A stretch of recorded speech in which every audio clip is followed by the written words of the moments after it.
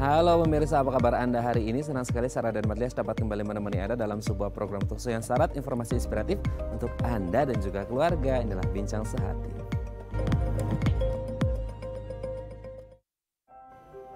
Ya pemirsa, kalau Anda suka mengalami sakit perut atau nyeri perut yang sangat luar biasa dan berakhir pada diare yang berkepanjangan, Anda harus berhati-hati ya. Siapa tahu Anda mengalami yang namanya radang usus. Kalau dibiarkan ini bisa berakibat fatal ya. Makanya kita harus tahu nih apa gejalanya, penyebab, mencegah dan bagaimana cara mengobati radang usus. Inilah topik yang akan kita bahas hari ini, yaitu bahaya peradangan pada usus. Nah sebelum kita membahasnya, kita akan membahas terlebih dahulu nih fun fact makanan tepat bagi penderita radang usus. Apa saja makanannya? Kita bahas satu-satu ya pemirsa ya. Kita lihat yang pertama.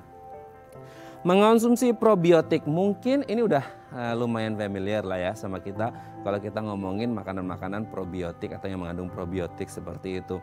Karena probiotik ini ternyata baik bagi pasien atau penderita radang usus. Bakteri baik adalah hal yang diciptakan atau diproduksi dari probiotik ini sendiri yang berguna untuk menyeimbangkan jumlah bakteri jahat yang ada di dalam tubuh. Jadi kalau Anda mengalami radang usus, cobalah untuk mengonsumsi makanan-makanan yang mengandung probiotik. Apa saja? Makanannya adalah yang pastinya seperti tempe. Nah, kita sering ya mendengar, wah tempe ini ternyata adalah makanan yang murah tapi manfaatnya banyak sekali. Jadi kalau Anda ingin mengonsumsi probiotik, nggak perlu yang mahal-mahal, tempe bisa menjadi solusinya. Oke, kita lanjut poin yang kedua pemirsa. Mengonsumsi prebiotik. Nah, kalau tadi probiotik adalah bakteri baiknya. Nah, kalau prebiotik ini adalah makanan untuk probiotiknya, untuk bakteri baiknya supaya tetap bisa hidup gitu ya, supaya tetap bisa bekerja secara maksimal di sistem pencernaan kita dan juga memperlancar metabolisme di dalam tubuh kita. Jadi kalau ingin probiotiknya aktif terus, jangan lupa juga untuk mengonsumsi makanan dengan prebiotik. Beberapa di antaranya adalah pisang, yogurt, dan juga asparagus. Oke, kita lanjut poin yang selanjutnya pemirsa. Makanan berprotein. Nah ini ya, kacang kedelai, tempe, tahu segala macam. Ini menjadi makanan yang sangat baik kalau dikonsumsi oleh para penderita radang usus. Ini makanan-makanan yang sebenarnya simpel dan mudah ditemukan. Apalagi di Indonesia ya, kacang kedelai, tahu, tempe ini menjadi makanan yang sangat mudah ditemukan dan ternyata manfaatnya baik sekali untuk kesehatan usus kita, terutama bagi Anda yang mengalami radang usus. Oke, kita lanjut makanan yang selanjutnya pemirsa. Buah-buahan dan sayuran rendah serat. Nah, kita kan sering ya mendengar bahwasanya buah dan sayur ini manfaatnya sangat banyak sekali. Nah, salah satunya adalah kalau kita ngomongin radang usus. Tapi tidak semua buah dan sayur bermanfaat baik untuk radang usus. Beberapa di antaranya yang baik adalah seperti bayam, labu, terong, wortel, ataupun kalau dari buah itu pisang dan juga melon. Oke, kita lanjut yang terakhir pemirsa. Gandum olahan bebas gluten seperti nasi putih, oatmeal ya, umumnya ini aman kalau dikonsumsi untuk para penderita radang usus. Jadi kalau Anda menderita radang usus, silakan Anda mencoba makanan-makanan yang tadi sudah saya sebutkan. Oke, itu tadi beberapa makanan yang baik dikonsumsi oleh penderita radang usus dan kami akan membahasnya sesaat lagi. Tetap bersama kami di Bincang Sehati.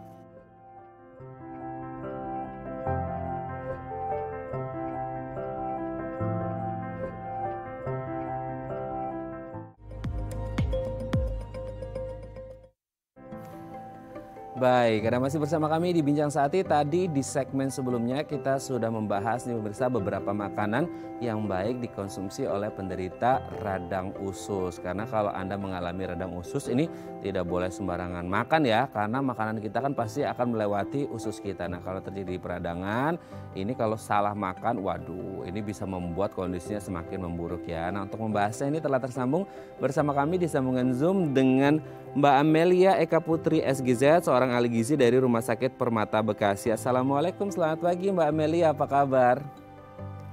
Waalaikumsalam, selamat pagi. Baik kabarnya Mas? Alhamdulillah ya. Oke Mbak Amelia, hari ini kita akan membahas beberapa makanan yang katanya baik ya. Kalau kita ngomongin tentang penderita radang usus yang katanya tidak boleh makan sembarangan seperti itu ya. Iya. Ya, salah satunya adalah makanan yang mengandung probiotik. Ini gimana nih Mbak Amelia? Baik, jadi probiotik sendiri biasanya ada di tempe, yang mana probiotik sendiri adalah bakteri baik yang ada di dalam usus manusia, jadi ada di tubuh kita. Ketika seseorang dinyatakan radang usus, berarti bakteri patogen atau bakteri jahatnya mendominasi di dalam ususnya, jadi bakteri baiknya ditekan gitu. Jadi ketika kita rutin untuk mengkonsumsi probiotik, ini akan memproduksi senyawa antibakteri yang mana bisa membuat bakteri patogen menjadi lebih terkendali sehingga bakteri baiknya lebih banyak dibandingkan dengan bakteri jahat. Seperti itu, Mas. Oke, beberapa contoh makanan yang mengandung probiotik yang mungkin bisa dengan mudah kita temukan dalam kehidupan sehari-hari kita atau di kulkas kita, apa aja sih Mbak Amelia? Mungkin bisa dijelaskan ke pemirsa. Iya. Ada tempe yang paling murah biasanya dan gampang didapatkan ya. Biasanya ada tempe, terus juga bisa jadi yang lain kayak kacang kedelai juga bisa gitu. Nanti kalau misalnya tahu juga bisa. Oke, tempe dan tahu ini dua sejoli yang selalu bersama ya, tapi manfaatnya sangat luar biasa ini ya. Oke, kita lanjut yang kedua. Kalau tadi adalah probiotik, ini cuman beda satu vokal aja nih. Prebiotik. Nah, ini gimana nih Mbak Amelia? Baik, jadi untuk prebiotik sendiri ini adalah sumber makanan bagi bakteri baik atau probiotik yang tadi, Mas. Oke, nah ini sebenarnya manfaatnya ini berarti kalau kita tidak bisa mengonsumsi atau tidak mengonsumsi makanan yang mengandung prebiotik, maka otomatis probiotiknya tidak bisa bekerja secara maksimal atau gimana nih Mbak? Iya. Jadi untuk probiotik dengan prebiotik itu satu kesatuan yang saling melengkapi. Jadi ketika kita mengkonsumsi probiotik tanpa adanya prebiotik, otomatis bakteri yang ada di usus kita tidak mendapatkan makanan sehingga produksinya menjadi terganggu. Jadi bakteri jahat malah yang diberi makan, bukan bakteri baik, seperti itu. Oke, kalau tadi probiotik kita mendapatkannya dari tempe ataupun tahu. Nah, kalau prebiotik sebagai makanannya untuk probiotik mungkin bisa dijelaskan sumber-sumbernya dari mana saja gitu. Jadi kita tahu nih tidak hanya mengandalkan probiotiknya aja, tapi harus disupport juga nih probiotiknya dengan prebiotik. Gimana nih Mbak? Iya, jadi ada di daun bawang dan juga bawang putih. Jadi ketika nanti kita masak tempe, alangkah baiknya direndam dulu dengan bawang putih. Oke, direndam di bawang putih ya, ini jadi enak tuh ya. Jadi selain sehat juga harum, lezat gitu, jadi gurih gitu ya. Oke, kita lanjut. Yang selanjutnya adalah makanan berprotein. Gimana dampak protein pada mereka yang mengalami radang usus nih, Mbak Amelia? Baik, jadi berdasarkan penelitian yang telah dilakukan ya Mas, jadi protein ini bisa mencegah terjadinya peradangan usus kambuh kembali. Kenapa bisa gitu? Karena protein ini fungsinya sebagai pembentuk jaringan tubuh yang baru. Jadi ketika sel-sel kita sudah rusak atau mati, ini dia bisa memperbaiki serta memeliharanya. Nah, karena proses tersebut yang lama-kelamaan akan membantu membuat penyembuhan secara cepat peradangan pada usus. Oke, nah mungkin kan kita banyak tahu juga makanan di luaran sana yang mengandung protein nih Mbak Amelia. Maksudnya apakah semua makanan yang mengandung protein di luaran sana ini juga baik untuk penderita radang usus atau ada klasifikasinya lagi nih? Maksudnya protein-protein khusus ini yang memang spesifik untuk radang usus atau semuanya mengandung protein bisa? Baik, jadi untuk protein-protein sendiri tadi kan ada tahu tempe, di mana tahu tempe baik untuk usus kita karena mengandung probiotik, dan juga ada kacang kedelai dan juga kacang hijau. Tapi nanti perlu diperhatikan lagi untuk pengolahannya pada kacang hijau. Kalau bisa hanya sari kacang hijaunya saja, jangan ditambahkan dengan santan gitu. Nanti karena bisa membuat perut menjadi kembung kalau ditambahkan dengan santan. Oke, jadi kembung nanti kalau ditambahin dengan santan ya, karena biasanya orang ditambahin itu sama santan gitu ya. Oke, jadi ini juga menjadi satu note khusus gitu ya. Oke, kita lanjut. Setelah ini adalah buah-buahan dan sayuran dengan catatan rendah serat. Nah, gimana nih? Baik, untuk buah-buahan dan sayuran yang lebih rendah serat. Jadi ketika kita ingin mengkonsumsi buah, alangkah baiknya kita lihat dulu nih, ada kulitnya sama bijinya. Kulitnya dan bijinya ini kaya akan serat. Jadi kalau bisa ketika kita mengkonsumsi apel, dikupas dulu kulitnya, dan juga ketika kita mau mengkonsumsi jeruk, dibuang dulu bijinya agar dia menjadi lebih rendah serat. Oke, mungkin bisa dijelaskan Mbak Amelia contoh buah-buahan ataupun sayuran yang baik atau yang rendah serat ini seperti apa gitu. Karena kan selama ini mungkin kita berpikirnya kita makan buah sama sayur kan karena kita ngambil seratnya ya, gitu ya. Untuk Iya. apalagi untuk mereka yang punya masalah dengan konstipasi seperti itu. Nah, gimana nih maksudnya yang rendah serat ini yang seperti apa? Iya, baik. Jadi nanti ketika rendah serat itu kan biasanya tinggi air gitu. Mhm. Nanti kita kalau mau makan yang rendah serat, buah-buahnya bisa dari apel. Apelnya tapi dikupas dulu kulitnya. Terus kalau jeruk dibikin sarinya aja, diperes. Terus kalau yang rendah serat itu ada pisang. Untuk sayuran, biasanya sayuran itu ada 3 kategori. Ada golongan A, B, dan juga C. Nah, golongan C ini biasanya tinggi serat seperti daun singkong. Tapi kalau golongan A ini sangat rendah serat seperti oyong, labu siam, dan juga timun. Oke ya, itu dari beberapa buah dan sayuran yang rendah serat yang bisa dikonsumsi. Nah, itu dari contohnya gitu ya. Nah, sekarang dari cara mengolahnya atau makannya nih. Ini kan kita juga harus detail juga karena banyak orang di luar sana yang meskipun buah itu kan enak gitu ya atau sayur itu enak buat lalapan juga gitu ya.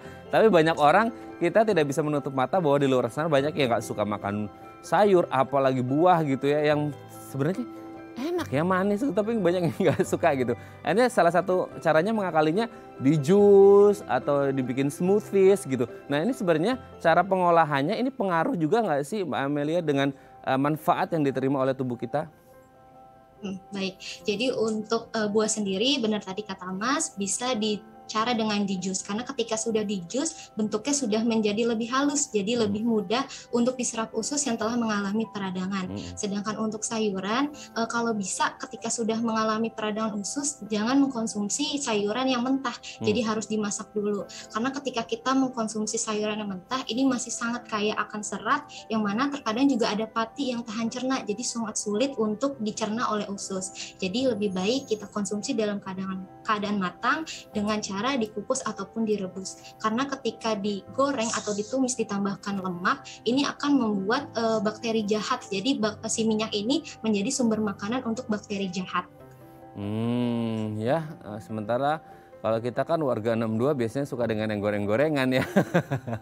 Gitu ya, kalau bisa direbus atau dikukus itu jauh lebih sehat ya karena tidak mengandung minyak. Yang minyak ini menjadi makanan bagi bakteri jahat tadi ya. Percuma dong nanti probiotiknya udah dikasih makan prebiotik jadi percuma sia-sia gara-gara makanan gorengan ini tadi ya. Oke, yang terakhir Mbak Amelia, gandum olahan bebas gluten gimana nih? Jadi gandum bebas gluten. Jadi kalau gluten itu biasanya ada proteinnya namanya prolamin. Jadi ketika kita mengkonsumsi gandum yang sudah bebas gluten, prolamin ini yang di dalam tubuh sudah di dalam gandum ini sudah tidak ada. Jadi menyebabkan ketika kita mengkonsumsinya lebih aman karena gluten ini ketika di usus dia sangat resisten. Jadi tidak bisa dicerna oleh yang namanya enzim proteolitik. Jadi ketika kita yang mengalami radang usus mengkonsumsi yang bebas gluten ini akan lebih mudah untuk diserap dan juga aman untuk radang usus. Oke. Mbak Amelia, ini kalau berbicara tentang 5 jenis makanan yang baru kita bahas ya, untuk penderita radang usus sebenarnya ada takaran khusus nggak sih untuk porsinya? Maksudnya standarnya ketika orang benar-benar sudah mengalami radang usus, porsinya segini atau tetap harus konsultasi nih ke ahli gizi untuk mengetahui porsi yang pas seperti itu? Iya, baik.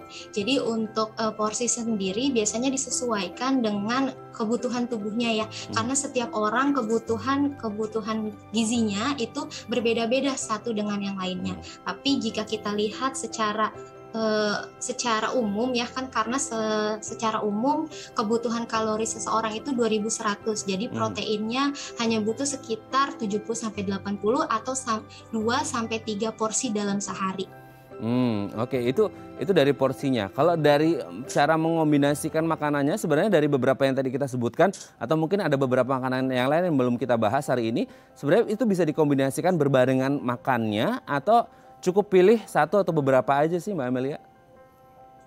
Jadi kalau misalnya protein biasanya bisa kita pilih sehari kan 2 sampai 3 porsi. Berarti pagi kita makan 1 porsi. 1 porsi tempe. 1 porsi tempe itu mengandung 75 kalori dan 7 gram protein. Jadi nanti ketika kita mengkonsumsi protein tempe nanti kita bisa dapat 1 porsinya di pagi hari, siang juga 1 porsi. Kalau tahu seukuran 2 satu buah besar 110 gram, kalau tempe 2 potong sedang ya Mas. Oke ya. Dalam sekali makan.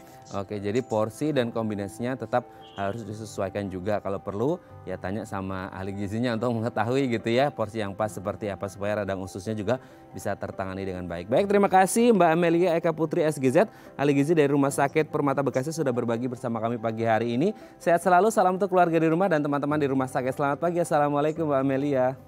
Selamat pagi, Waalaikumsalam. Baik pemirsa, selanjutnya kita akan membahas tema kita hari ini. Bagi Anda yang memiliki pertanyaan seputar tema kita hari ini, Anda bisa menghubungi kami di nomor 021 290 32644 atau DM Instagram kami di @bincangsaatidayatv. Kami akan segera kembali.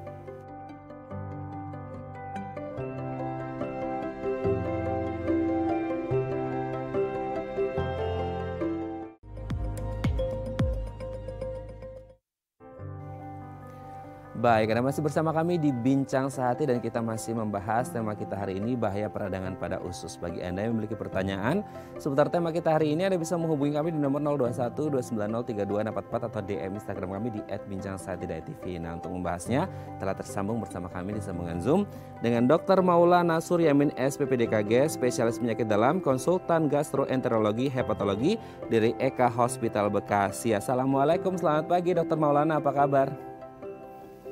Waalaikumsalam warahmatullahi wabarakatuh. Selamat pagi. Kabar baik, Raden. Alhamdulillah ya. Semoga senantiasa sehat bersama keluarga dan teman-teman nakes di rumah sakit gitu ya dok ya. Amin. Oke, Dokter Maulana, hari ini kita akan membahas satu organ dalam tubuh manusia yang biasanya kalau kita ngomong organ dalam pasti orang pikirannya gini, ya jantung lah, hati lah, segala macam gitu. Nah, ada satu yang mungkin sering kita miss gitu ya, yaitu usus, dimana kita ngomongin kalau usus ini kan saluran pencernaan. Nah, sebenarnya fungsi usus di dalam tubuh kita ini seperti apa sih dok?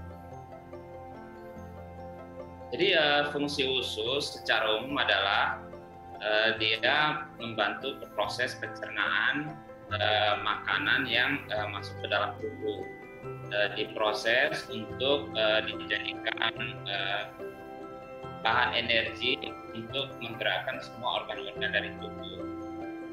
Kemudian di samping itu juga selain dia memproses pencernaan, dia juga berfungsi juga sebagai pusat keseimbangan cairan dan elektrolit, di mana dia akan diatur juga oleh usus, terutama di usus halus. Samping itu juga yang paling penting juga adalah fungsi pencernaan adalah fungsi pertahanan tubuh, di mana usus ini adalah salah satu bagian yang langsung bisa berkontak dengan dunia luar, termasuk kulit. Jadi seluruh bahan-bahan makanan yang masuk dari luar ini kan tidak semuanya baik ya, bisa mengandung bakteri, kemudian zat-zat toksik itu dinetralisir dan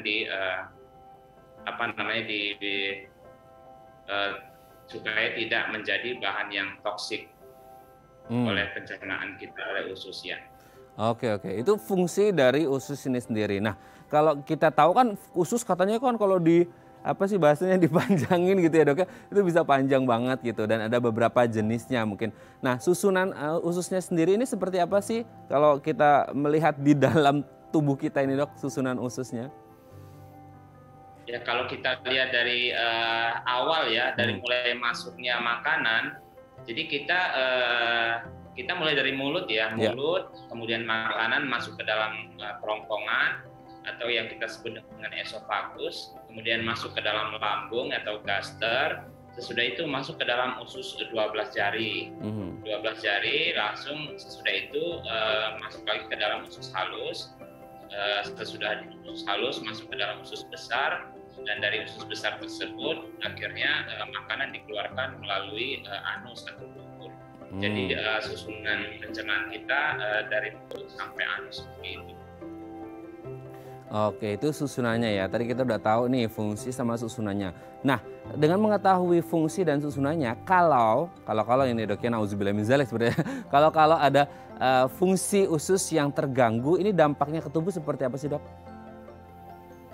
Ya, kalau fungsi usus ini terganggu, jelas metabolisme, pencernaan dan penyerapan makanan yang masuk ke dalam tubuh kita akan terganggu, sehingga hasilnya adalah metabolismenya terganggu dan kita akan kekurangan zat-zat glukosa, protein, kemudian lemak yang sebenarnya itu diperlukan oleh seluruh organ-organ tubuh, mulai dari otak, jantung, ginjal dan sebagainya.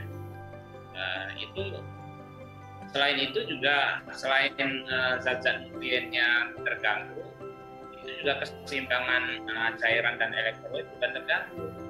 Jadi pasien yang mengalami gangguan pencernaan akan menyebabkan dia dehidrasi, kaliumnya rendah, dan ini akan mengganggu organ-organ yang lain.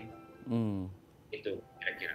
Oke ya, kalau kita berbicara tentang usus memang banyak sekali hal-hal yang bisa menyebabkan gangguan kesehatan gitu ya, dan fungsinya bisa menurun, padahal ini sangat penting. Nah, ngomongin tentang gangguan kesehatan dok, sesuai dengan tema kita hari ini, peradangan pada usus gitu ya. Nah, yang dimaksud dengan radang usus ini kondisi yang seperti apa sih dok?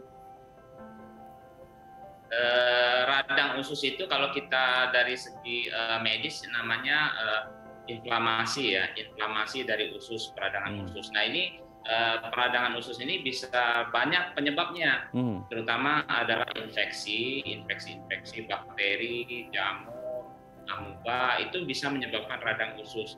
Tapi ada juga suatu penyakit yang kita sebut dengan penyakit autoimun, itu juga bisa menyebabkan radang usus yang kronis. Jadi ini yang bisa jadi masalah berkepanjangan, karena radang usus yang bersifat kronis ini bisa berulang dan bisa menghilang atau remisi. Beda dengan radang usus akibat infeksi yang kita sekali obati dengan antibiotik yang tepat, dia akan sembuh.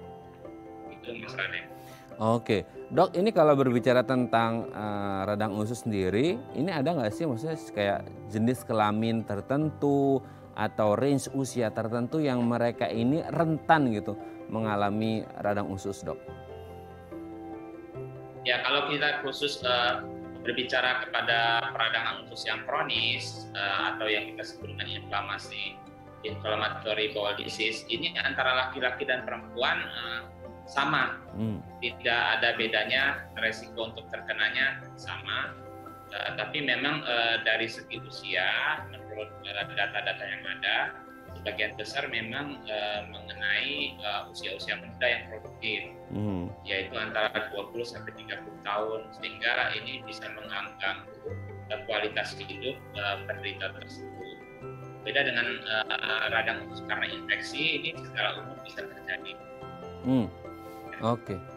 Oke, berarti kan ini sangat kalau kita lihat ya bagaimana dampak dari radang usus ini juga lumayan mengerikan seperti itu. Nah, kita juga perlu tahu berarti dok, maksudnya jangan sampai akhirnya ini sudah memburuk baru kita tahu bahwa seseorang ini mengalami radang usus seperti itu. Nah, gejalanya yang biasa dirasakan ada nggak sih yang spesifik lebih ke oh ini nih pasti radang usus nih, atau sebenarnya gejalanya bisa saja umum, tetap harus mendapatkan pemeriksaan di lab atau konsultasi ke dokter juga untuk mengetahui gejalanya. Nah, gejala umumnya yang biasa terjadi seperti apa dok? Gejala yang umum adalah pada orang tersebut bila mengidap radang usus itu biasanya terjadi gangguan pada buang air besar, pola buang air besar. Jadi yang biasanya kita buang air besarnya bagus gitu ya, tiba-tiba frekuensinya meningkat, bisa lebih dari 3 kali sehari. Konsistensinya juga berubah, yang tadinya berbentuk sekarang mulai cair atau lembek. Atau kadang-kadang buang air besarnya jadi susah, yang biasanya setiap hari atau dua hari sekali, jadi sekarang susah. Nah ini kita harus hati-hati pada gangguan pencernaan yang disebut dengan radang usus. Apalagi bila pada feses atau tinjanya terdapat darah atau lendir seperti ingus. Jadi inilah gejala-gejala yang harus kita waspadai. Jangan-jangan kita mengidap peradangan usus. Apalagi ditambah dengan nyeri perut yang hilang timbul di tengah ya. Kalau di atas, di ulu hati itu biasanya disebabkan oleh lambung ya, tapi kalau usus besar atau usus halus itu biasanya di tengah atau cenderung ke bawah. Nah inilah tanda-tanda kita sudah harus diantisipasi jangan-jangan kita mengidap radang usus. Oke. Tadi Dokter Maulana menyebutkan frekuensi buang airnya seperti itu. Nah, sebenarnya ada standar ideal nggak sih dok? Maksudnya idealnya berapa atau maksimal berapa sehari? Ini masih dalam tahap normal nih BAB-nya gitu. Jadi frekuensi BAB ini ada yang dibilang ideal, ada yang bilang normal. Seperti Mas Raden kan kalau perempuan kan ada yang ideal, tapi ada juga yang normal. Jadi kalau buang air besar yang ideal itu sehari sekali ideal, setiap pagi itu ideal. Tapi kalau misalnya buang air besarnya tidak lebih dari 3 kali sehari itu masih normal. Atau dia dalam seminggu itu buang air besarnya 2 kali sehari masih bisa dibilang itu, tapi udah di perbatasan. Tapi kalau sudah hampir seminggu nggak buang air besar atau buang air besarnya jadi 5 kali sehari, ini udah nggak normal.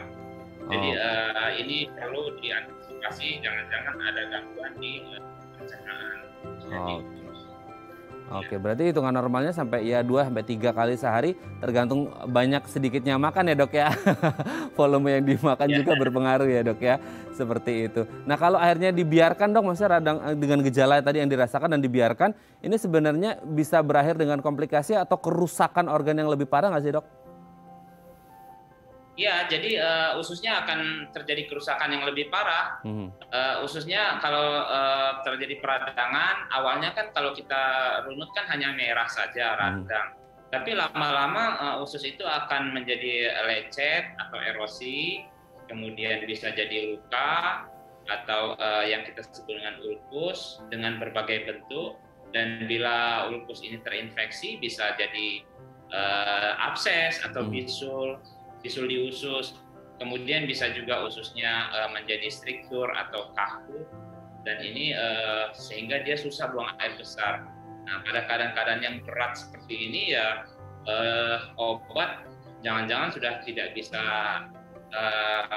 membantu lagi, jadi kita perlu berkonsultasi ke dokter bedah digestif.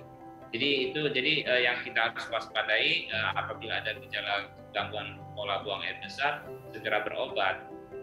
Oke, jika mengalami ada perubahan pola buang air besar dengan tadi ya ada sakit perut atau nyerinya dengan mungkin fesesnya yang berubah apalagi ada darah, coba segera langsung pergi ke dokter konsultasi untuk mendapatkan penanganan terbaik. Jangan sampai akhirnya tambah parah gara-gara tidak tertangani dengan baik gitu ya Dokter Maulana ya. Oke dok, nanti kita akan lanjut lagi nih ngobrol di segmen selanjutnya. Baik pemirsa, bagi Anda yang memiliki pertanyaan seputar tema kita hari ini, Anda bisa menghubungi kami di nomor 021 290 3244 atau DM Instagram kami di @bincangsahatidaytv. Kami akan segera kembali.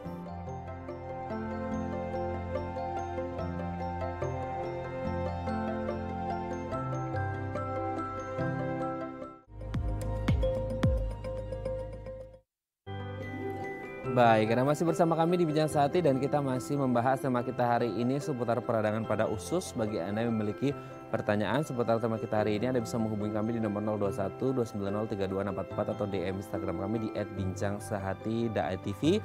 Masih bersama dengan Dr. Maulana Suryamin SPPDKG, spesialis penyakit dalam, konsultan gastroenterologi, hepatologi dari Eka Hospital Bekasi. Dr. Maulana, kita lanjut lagi ya dok ya. Kalau ngomongin radang usus, tadi kan beberapa jenis usus. Nah, sekarang dari radangnya sendiri sebenarnya hanya ada satu radang saja yang terjadi atau sebenarnya bisa ada pembedaan jenis dok dari radang usus ini sendiri? Jadi kalau misalnya kita bicara dengan peradangan usus yang kronis, yang kita sebut dengan inflammatory bowel disease, itu ada 2 tipe besar.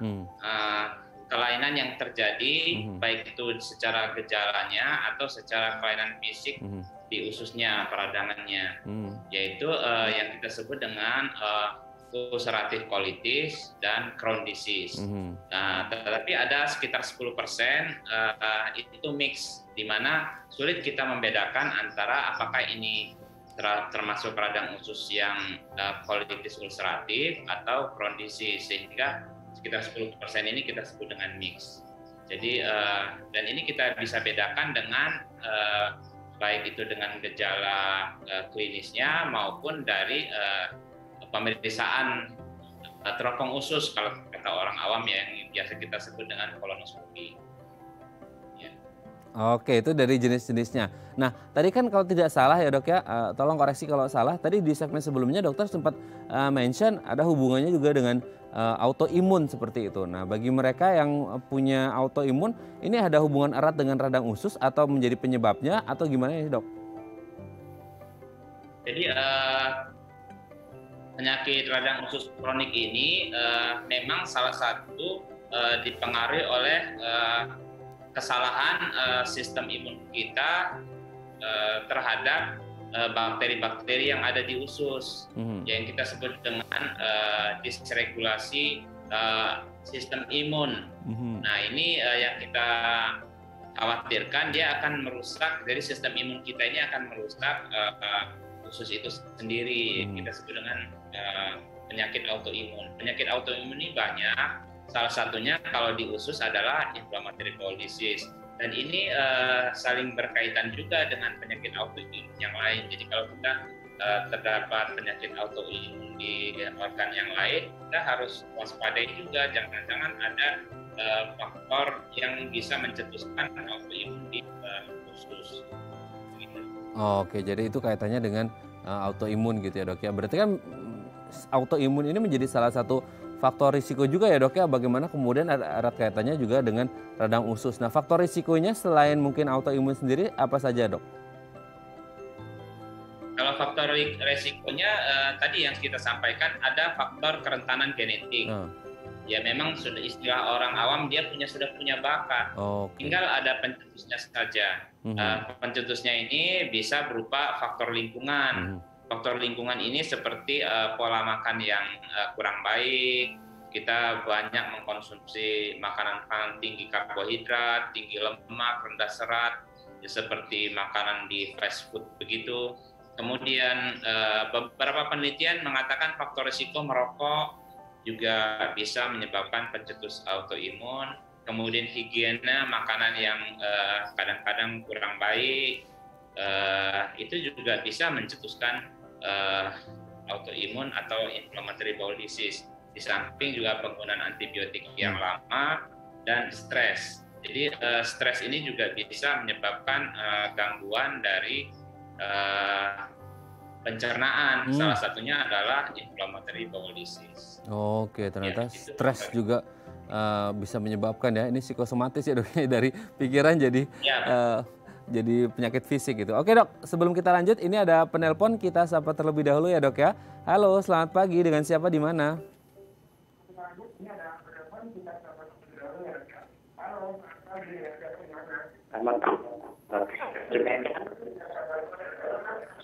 Pak, boleh dikecilkan volume TV-nya Pak?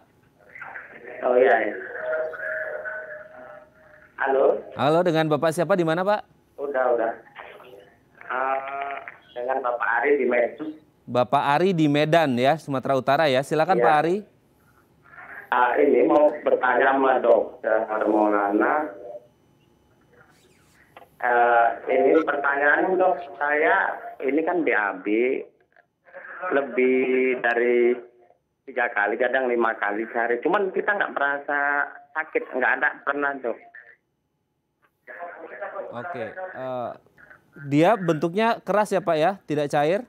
Iya biasa aja, di perut pun nggak pernah melilit, enggak. Okay. Cuman gini,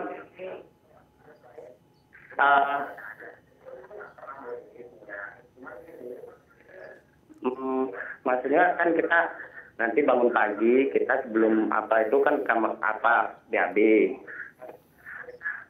habis mandi, sholat, habis itu tiba-tiba ya terasa mau BAB lagi gitu. Oke. Baru habis kita apa itu kan pergi kerja pagi sampai kantor, ya nanti BAB lagi gitu bisa. Cuman kita nggak lama, nggak ada merasa sakit gitu. Oke, itu terjadi setiap hari dari dulu atau beberapa waktu belakangan, Pak Ari? Udah ada 5 tahun sih. 5 tahunan ya. Oke, Dokter Maulana ada yang ditanyakan sebelum? Kadang-kadang nanti Takwar itu kan itu udah lebih dari 3 kali malam gitu mau sekali BAB juga, tapi nggak ada merasa sakit, entah kita lihat berdarah apa enggaknya gitu, enggak, biasa aja itu. macam mana ya dok? Apa Oke. itu berbahaya nggak? Oke, normal tapi Usianya frekuensinya berapa, sering. Bapak? Ya, Dokter Maulana, sebelum dijawab ada yang ditanyakan ke Pak Ari? Usianya berapa? Usianya 45 sampai 46 gitu. Iya, 4546, Pak. Dok, gimana? Iya. Sudah jelas, Dok? Atau ada mau menanyakan ada riwayat kesehatan sebelumnya penyakit? Kalau riwayatnya penyakit nggak ada dok. Nggak ada ya? Oke, kalau gitu. Terima kasih Pak Ari di Medan, akan kita coba jawab bersama Dokter Maulana. Terima kasih Pak Ari, sehat selalu, salam untuk keluarga di rumah di Medan. Terima kasih. Oke, silakan Dokter Maulana. Jadi kalau kita dengar cerita dari Bapak Ari dari Medan, ini memang sudah ada gangguan, pola buang air besar. Jadi sebentar-sebentar kepingin BAB begitu ya. Jadi ini ada beberapa kemungkinan. Kalau misalnya orang tua ini biasanya karena otot-otot di daerah bawah itu sudah mulai nggak begitu kuat menahan. Jadi apabila ada feses yang sudah menumpuk di situ, yang biasanya kalau kita anak muda masih bisa tahan, tapi kalau sudah orang tua biasanya dia harus segera buang air besar, itu yang kita sebut dengan inkontinensia alpi ya. Nah ini harus diperiksa dengan pemeriksaan manometri biasanya. Apakah ada gangguan di otot sphincter bagian bawah tersebut? Kemungkinan lain adalah ada inflamasi memang peradangan dari usus yang kronik, apalagi dia sudah kejadian 5 tahun ya. Jadi ini harus diperiksa minimal dengan beberapa pemeriksaan screening dulu seperti pemeriksaan feses lengkap, kemudian dari darah apakah ada tanda-tanda inflamasi yang kronik, seperti pemeriksaan laju undap darah, C-reaktif protein, atau dengan pemeriksaan fecal calprotectin untuk memastikan gangguan buang air besar pada Bapak ini. Saya sarankan Bapak untuk berobat ke dokter. Oke, meskipun dengan catatan tadi kan Pak Ari bilang tidak ada sakit perut, tidak ada nyeri, biasa aja perutnya, cuman hanya keinginan hasrat untuk BAB aja, tapi lebih sering. Tidak ada sakit perut, itu juga tetap harus ada indikasi harus periksa ke dokter, dok, atau gimana tuh? Iya.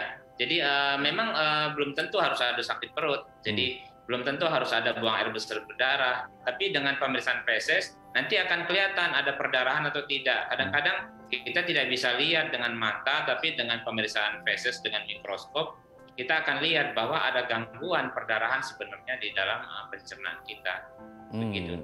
Oke ya, semoga ini bisa menjawab pertanyaan dari Pak Ari yang ada di Medan, Sumatera Utara, dan bisa konsultasi ke dokter langsung gitu ya. Terima kasih Pak Ari, salam sehat selalu, salam untuk keluarga di rumah. Terima kasih. Dok, kita lanjut lagi. Sebenarnya ini mungkin ada kaitannya dengan Pak Ari. Diagnosisnya dan pengobatannya yang tepat seperti apa dok ketika seseorang mengalami radang usus? Nah, jadi untuk diagnosis kita mulai dengan gejala klinis yang saya sudah sampaikan tadi ya. Ada gangguan pola buang air besarnya kadang-kadang berlendir, kemudian berdarah, nyeri. Nah, sesudah itu kita masuk ke dalam pemeriksaan penunjang yang sederhana seperti feses lengkap, kemudian tanda-tanda inflamasi kita periksa. Nah, kalau misalnya ini sudah ada petunjuk ke arah sana, sebenarnya ini indikasi untuk dilakukan pemeriksaan teropong usus yang kita sebut dengan kolonoskopi. Nah, dari situlah kita akan bisa lebih objektif apakah memang ususnya ini radang atau tidak. Kalau misalnya ada tanda-tanda peradangan, merah, kemudian erosi, kemudian ada luka-luka, ini bisa kita bedakan berdasarkan posisinya yang tadi saya sampaikan, apakah ini termasuk Crohn's disease atau ulcerative colitis. Nah, disitulah kita akan diagnostik. Jadi diagnostik pastinya dengan kolonoskopi dan biopsi. Jadi dari daerah-daerah yang kelainan tersebut kita akan ambil sampelnya, kita kirim ke teman sejawat kita patologi anatomi, dilihat dengan mikroskop. Oh iya, ini ternyata gambarannya sesuai dengan peradangan karena autoimun atau apa karena infeksi, itu akan bisa lebih jelas diketahui. Jadi itu untuk diagnostiknya. Nah, bila sudah terdiagnostik, baru kita terapi. Terapinya mulai dari pola makan yang tadi sudah disampaikan oleh pendahulu kita dari segi gizinya ya, makanan-makanan apa saja yang harus dihindari, makanan-makanan apa saja yang baik untuk peradangan usus itu harus kita taati. Kemudian kita akan bantu juga dengan obat-obatan mulai dari yang sederhana seperti steroid, aminosalisilat, sampai obat-obat generasi yang terbaru yang lebih mahal bisa puluhan juta, seperti obat-obat golongan biologic agent, ya. Ini disuntik biasanya berapa per minggu bahkan per bulan sekali suntik, harganya cukup mahal. Tapi kalau ini yang berat, ini harus kita berikan obat-obatan tersebut. Oke ya, makanya kalau bisa jaga kesehatan lebih baik ya dok ya, mencegah lebih baik daripada mengobati ya. Oke, Dokter Maulana ini tadi sudah dijelaskan banyak sekali, sangat detail tentang usus, radang usus dan gejala dan sampai pengobatannya seperti itu. Nanti mungkin di segmen terakhir kita akan membahas tips-tips apa saja yang bisa kita lakukan untuk mencegah terjadinya radang usus ini bisa kambuh lagi gitu ya dok ya. Ini kan bukan harapan kita, nanti akan kita bahas di segmen terakhir. Baik pemirsa, bagi Anda yang memiliki pertanyaan seputar tema kita hari ini, Anda bisa menghubungi kami di nomor 021 290 3244 atau DM Instagram kami di @bincangsaat.tv. Kami akan segera kembali.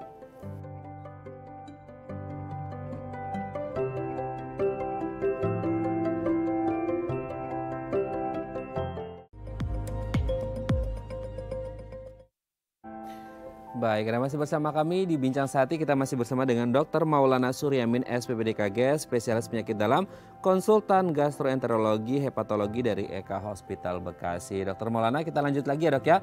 Di segmen terakhir ini kita akan membahas tips untuk mencegah terjadinya atau kambuhnya lagi yang namanya radang usus ini. Yang pertama adalah hindari stres. Nah, stres ini juga tadi sempat di-mention juga nih sama Dr. Maulana. Ternyata efeknya juga sangat luar biasa ke sistem pencernaan kita ya dok ya.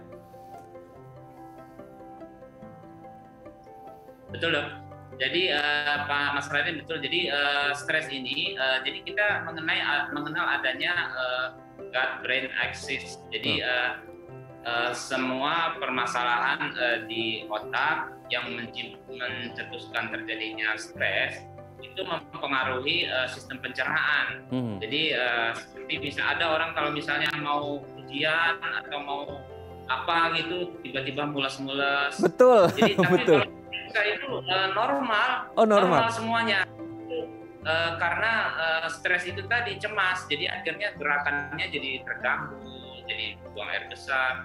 Bahkan kalau misalnya parah, dia bisa mencetuskan gampang terinfeksi dan bisa terjadi peradangan. Autoimunnya salah dan terjadilah peradangan kronis.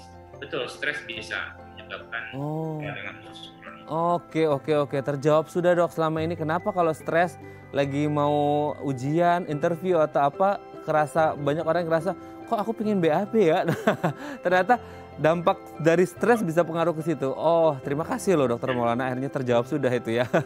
Oke, kita lanjut yang kedua dok. Makanan pedas dan minuman berkafein, dampaknya ke usus gimana ini dok? Ya, jadi kalau makanan pedas ini kan dia merangsang pergerakan dari pencernaan, termasuk pergerakan lambung, usus, sehingga seorang penderita yang sensitif dengan pedas dia akan menjadi mulas, kemudian jadi pedih khususnya lambungnya ya. Jadi memang sebaiknya pada pasien-pasien dengan gangguan peradangan pada usus dihindari makanan-makanan yang pedas, juga dengan kafein. Jadi sebaiknya dihindari. Tetapi bila peradangan ususnya sudah membaik, sebenarnya pedas dan kafein ini bisa saja dimakan kembali, tetapi dengan porsi yang tidak banyak, hanya sekedar penambah rasa. Tidak ada masalah. Oke, jangan sampai kalap ya dok ya, karena biasanya orang Indonesia kan makan tanpa sambal itu kayaknya gimana gitu, kurang. Oke dok, kita lanjut. Cuci tangan dengan sabun dan air mengalir sebelum dan setelah makan. Nah gimana nih dok? Nah ini hubungannya dengan higiena makanan. Jadi kita tahu bahwa usus ini adalah organ dalam yang langsung bisa berkontak dengan dunia luar.